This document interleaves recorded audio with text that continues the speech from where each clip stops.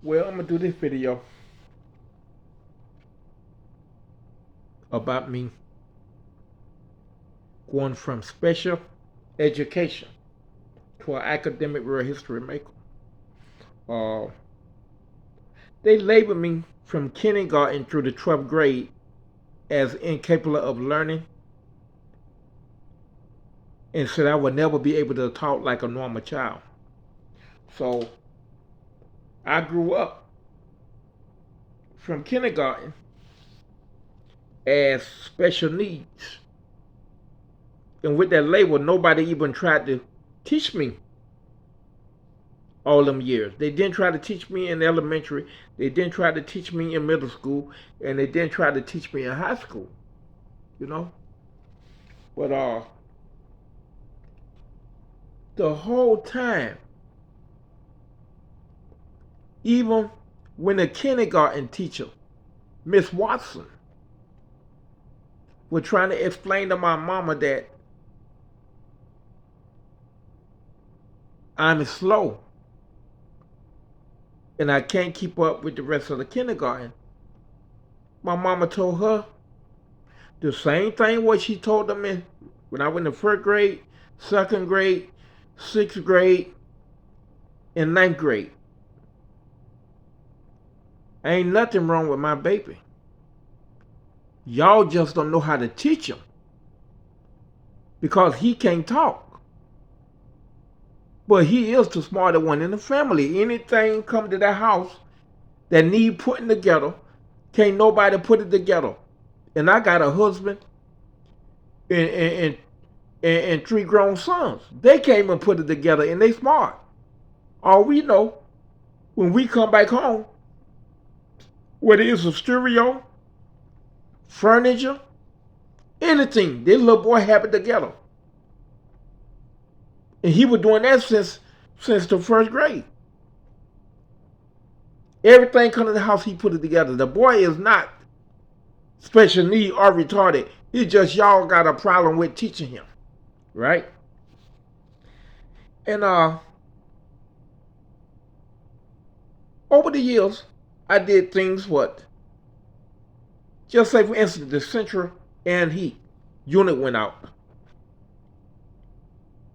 My mama was hot, and I don't like my mama needing nothing. My mama hot, and my daddy said, "Well, the man ordered the unit, and he checked to be in next week." So I go outside. He done took the central air and heat unit apart. Wires going everywhere. Live wires. Because this guy want to make sure don't nobody touch it. Or they'll get electrocuted. So I cut the power off, put all the wires back together, cut the air conditioner on. The house went to freezing. And my mama say, "Did the guy put the new unit in?" I say, "No, mama. I just put all the wires back together. Ain't nothing wrong with it."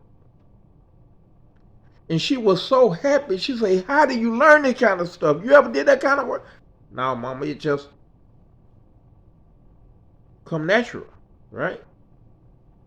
And my daddy got mad. He said, "Now that man don't order a new unit and he got the family to take care of." And my mama said, "Are you serious?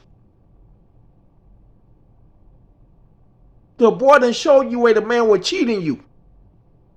The air conditioner been on for a week. We ain't having no problem. They cut it on and off and it getting cold. It was nothing wrong with the air conditioner, man. Why are you gonna give this man close to $6,000 for a new unit when the boy showing you the air conditioner working? You right now, you cold, you got your sweater on." And then the other time, the air conditioner went out. A few years later, the guy said, "I ordered the part. It to be in 3 days. You need an air compressor, right?" My mama was hot. And you know, a real man would have brought his wife a window unit until the air conditioner get fixed. So I went in there to look at the compressor. I cut the air conditioner on, right? The compressor wasn't moving. I'm saying, what kind of junk this is? So I see a little hole. And the screw fell out. An Allen screw. It got threads on both ends. Right? So I say, oh, no wonder it ain't spinning. The guy done bite the screw out. So I went and got an Allen wrench, put the screw back in the compressor. I cut the air conditioner on. A couple of hours later, the house was freezing. And my dad come home. He said, Deji, did you wrote the guy a check for $2,500? She said, no, that boy that fixed the air conditioner.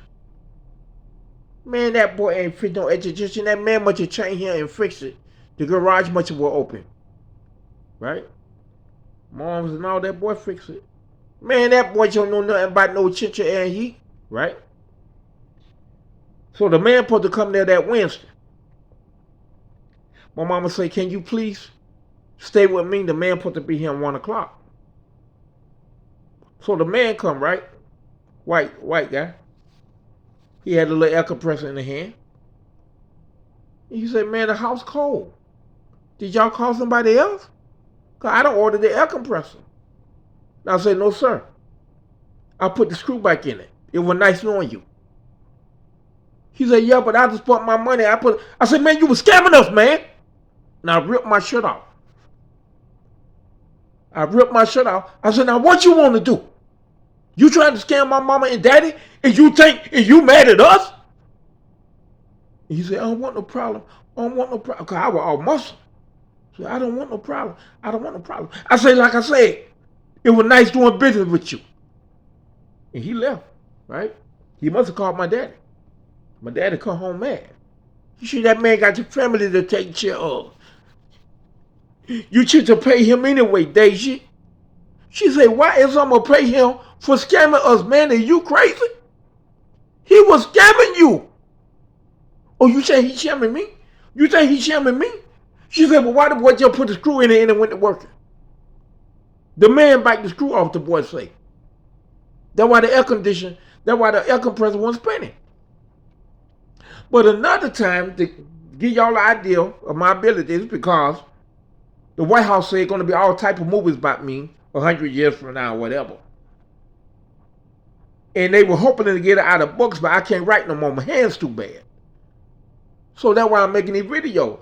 I wouldn't care if they make movies or not, because I'm going to be dead whenever they make a movie, because that's how they do us.